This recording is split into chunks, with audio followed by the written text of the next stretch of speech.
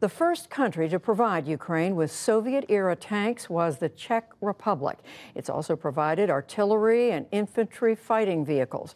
Due to their historical ties to the Soviet Union, both countries field similar weapon systems, allowing the Ukrainians to use Czech armaments effectively and with little training. For more on this nation's aid to Ukraine, I'm joined by Janem Lipavským, who is the Czech Republic's Minister of Foreign Affairs. Minister Lipavský, thank you very much for joining us. At this point, do you believe your country is doing all it can to support Ukraine? Hello.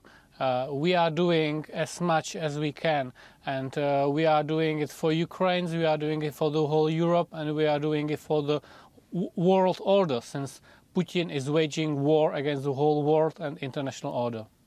I want to ask you about that because today word came from U.S. officials that the Soviet-era tanks that the Czech Republic and Poland have supplied to Ukraine, that a number of them have created problems. They haven't been in the condition that they should have been in. Is your country doing all it could be doing to make sure all this material is in good working order? It depends on what is in stockpiles. So if there is a will, there is a way. We are also helping with repairing works. So I hope this will be solved soon. So you're confirming there have been some issues with the tanks, is that right? No. I'm just saying that, you know, we are using the old weapons, so there might be issues, but I don't want to be specific on any of that. Well, more broadly speaking, Minister Lipavský, is it your sense that all of NATO is doing for Ukraine what it could be doing? I would rather be speaking about specific states like United States or United Kingdom or Poland, which are major contribution on these activities on delivering weapons to Ukraine. There are other states like France who also are providing weapons. And the European Union agreed on multiple quite significant packages of money put it into procurement of weapons. So there always can be done more, but we also need to be thinking that this has to be done in a sustainable way. So it's not just outburst activities and then, it will be decreasing. So we need to do it in a sustainable way.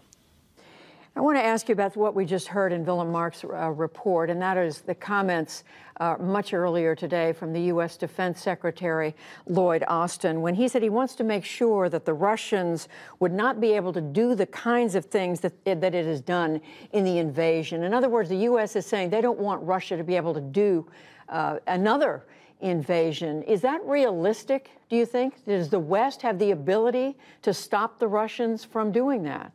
Yes. Yes, we have to stop Russia now. Putin has mind of imperialistic big Russia. Would not he be stopped now in Ukraine? He would continue with other countries, maybe with Baltics, maybe with Moldova. So we have to stop Russia with its aggression now. Therefore, it's necessary to put sanctions on Russia and help with Ukraine with humanitarian and military aid. But do you think so you're saying it's realistic, given the level of assistance that the West, that NATO is giving Ukraine right now, that you believe it can hold off Russia? Do you believe Ukraine can prevail? Definitely yes, and I believe that Ukraine will win this war. What gives you that confidence?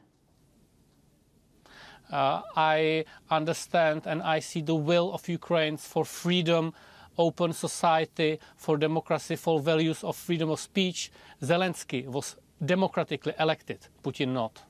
That's the difference. And I hear you saying that, and yet we see the Russians are firing missiles across the Ukrainian countryside. They are hitting the west of Ukraine now. What's to stop them from continuing to wage this kind of war? The sanctions will stop flow of money and dual-use technologies, so Russia sooner or later won't be able to produce any of those modern rockets. And would the West provide Ukraine with the good anti-air systems, they would be also able to shoot these rockets down. So that's what we have to do. Mr. Minister, you mentioned the sanctions.